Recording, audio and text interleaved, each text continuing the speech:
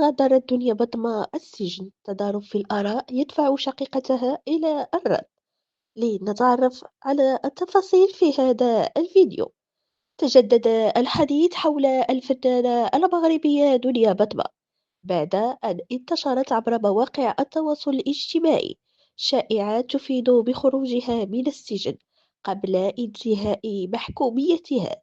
هذا الجدل أشعله منشور على مواقع التواصل الاجتماعي من طرف نوفل موسى المعروف سابقا باسم صوفيا الطالوني، حيث كتب: الحمد لله على سلامتك أختي، وهو ما اعتبره البعض إعلانا صريحا عن مغادرتها السجن. تفاعل المتابعون مع المنشور بتساؤلات واستغراب، خاصة عندما علق نوفل على استفسار إحدى المتابعات قائلا: ربما لم تصل للمنزل بعد لتقابل أختها، أما أنا فقد رأيتها قبل الجميع. هذه التصريحات زادت من حالة الغموض وأشعلت التكهنات حول الموضوع. شقيقة دنيا بطمة تفند الأخبار المنتشرة وسط انتشار الشائعات. خرجت شقيقتها ابتسام بطمة لتوضح الأمور وتنفي صحة الأخبار المتداولة. وفي ردها على منشور في إحدى الصفحات علقت قائلة: لا أفهم لماذا تساهمون في نشر أخبار غير صحيحة.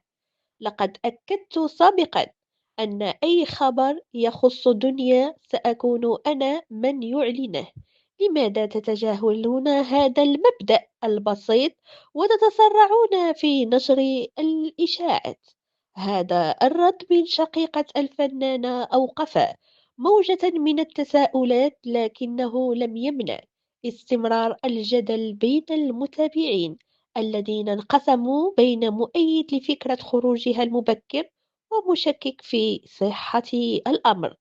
الحدث يظهر مرة أخرى مدى تأثير منصات التواصل في تشكيل الرأي العام وإثارة النقاش حول الأخبار، مما يعكس الحاجة إلى التحري الدقيق قبل نشر أو تداول أي معلومة.